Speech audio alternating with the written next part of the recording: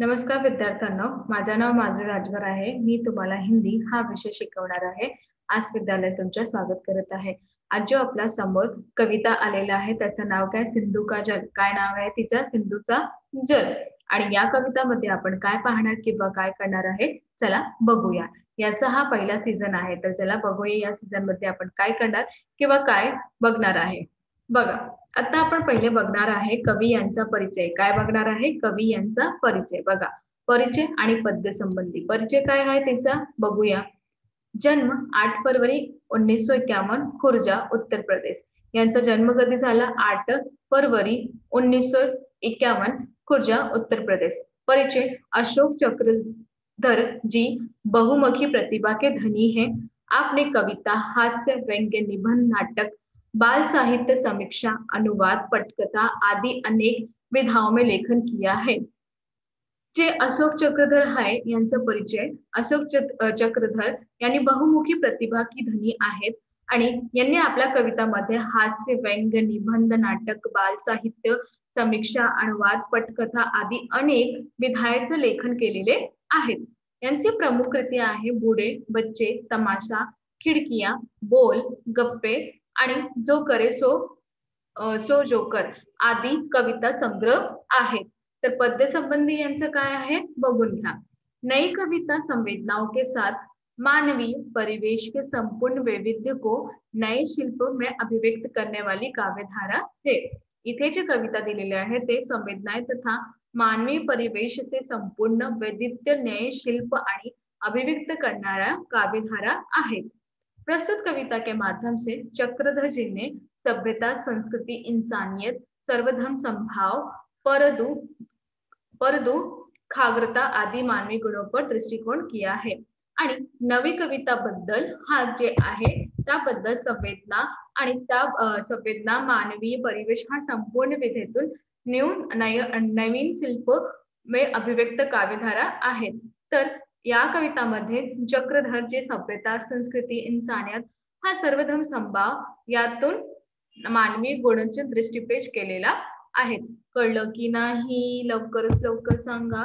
कळलं तर चला यांचा आता आपण कविता पाहणार आहे. तर चला बघून घ्या. सतत प्रवाहमान है, जीवन की पहचान है. एक गीली हलचल हूँ, मैं स्वर में कलकल हूँ. मैं जल हूँ, सिंधु यानी धरती पर सभ्यताओं का आदि बिंदु हूँ. मेरे ही किनारे पर संस्कृतियों ने सांस ली. मेरे ही तटों पर इंसानियत के यज्ञ हुए. गति कभी मंद न हुई मेरी, गति है मैं चंचल पर भावना में अचल हूँ. तर या कविताबद्दल कवी जे आहे काय म्हणत आहे? या कविताबद्दल कवी जे आहे म्हणत आहे की हा जे मी सतत प्रवाह म्हणजे सतत म्हणजे सतत प्रवाहमान होते म्हणजे कधीही यांचं जे सतत ते कधीही कमी नाही होते. इथे म्हणाले आहे की जीवनाला ओळखणारा मीच आहे तो. जीवनाला ओळखणारा मीच आहे तो. मी आलो सांजा. नीट प्रमाणे ऐकून घ्या. मी आलो सांझा आहे. माझ्या आवाजातून उद्याचा आवाज आहे. कोणाचा? उद्याचा आवाज आहे. मी इतर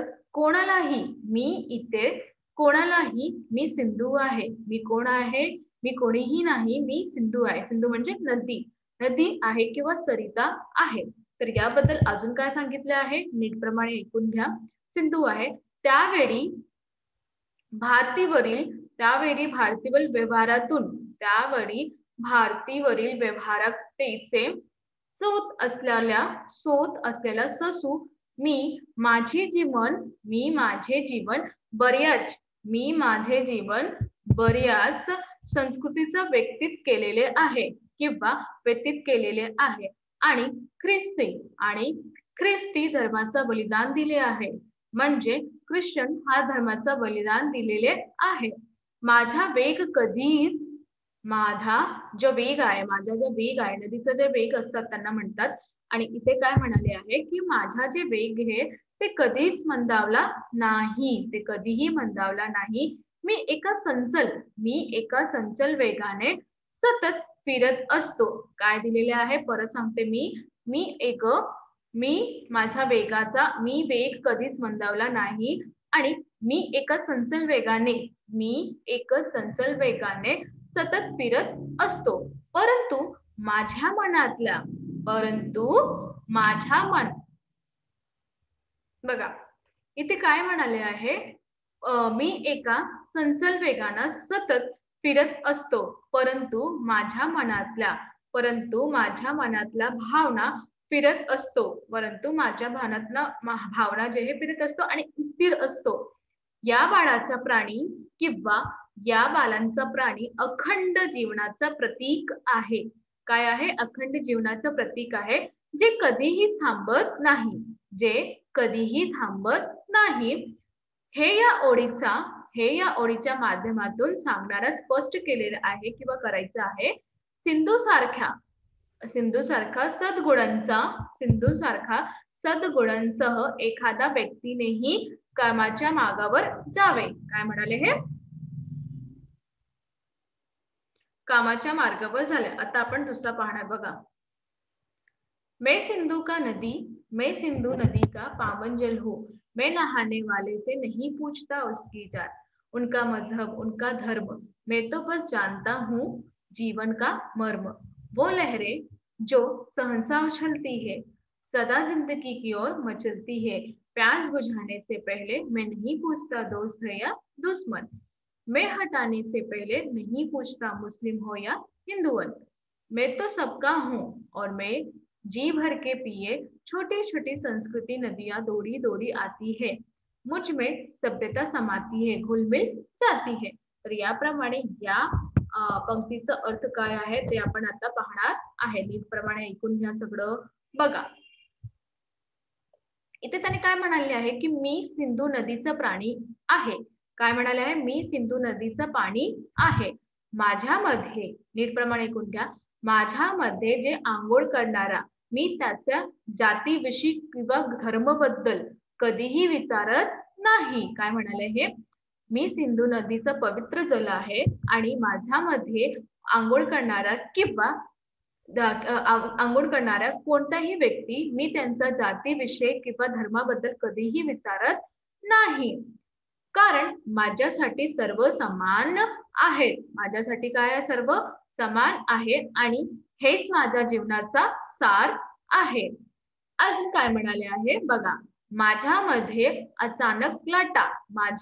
अचानक लाटा जो जीव देण्याचं सदैव उत्सुक असतो, जो जीव देणाऱ्या सदैव काय होतो? उत्सुक असतो. जे लोक माझी तहान पाण्यासाठी तृप्त करतात ते माझे मित्र आहेत की शत्रू आहेत ही मी कधी विचारत नाही.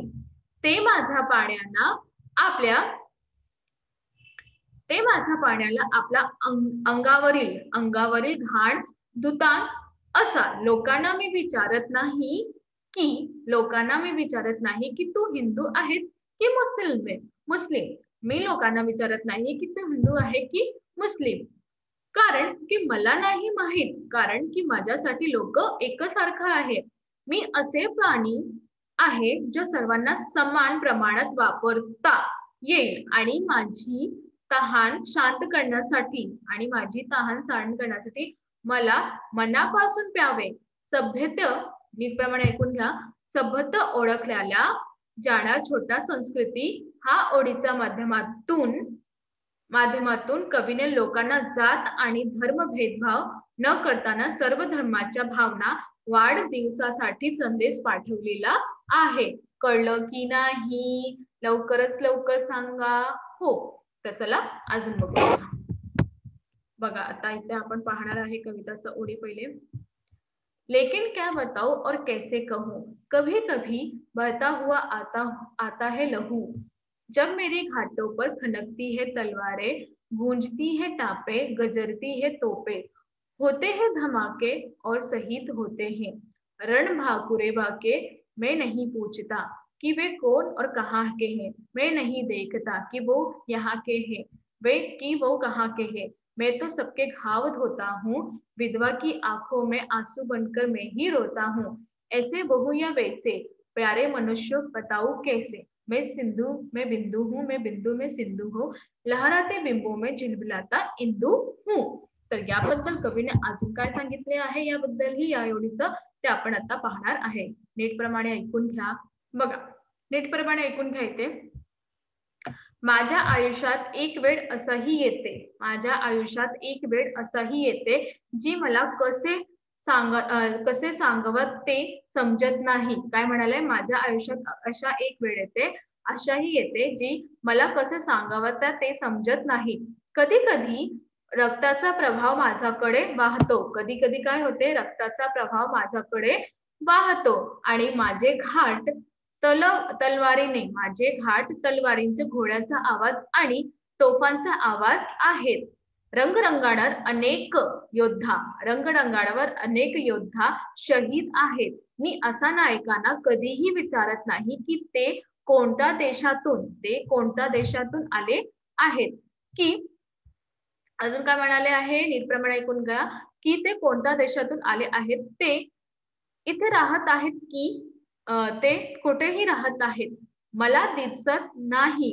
मी जखमी झालेला सर्व वीरांची स्वच्छता करून त्यांचे वजन कमी करणाऱ्या किंवा वजनाच करण्याचा प्रयत्न करू त्यांचे वजन कमी करण्याचा प्रयत्न करतो. जेव्हा प्रत्येक विधवाचा स्त्री रडते आणि त्यांचा व्यथा आठवते तेव्हा तिच्या डोळ्यातून फक्त अश्रू वाहतात आणि अश्रू वाहतात.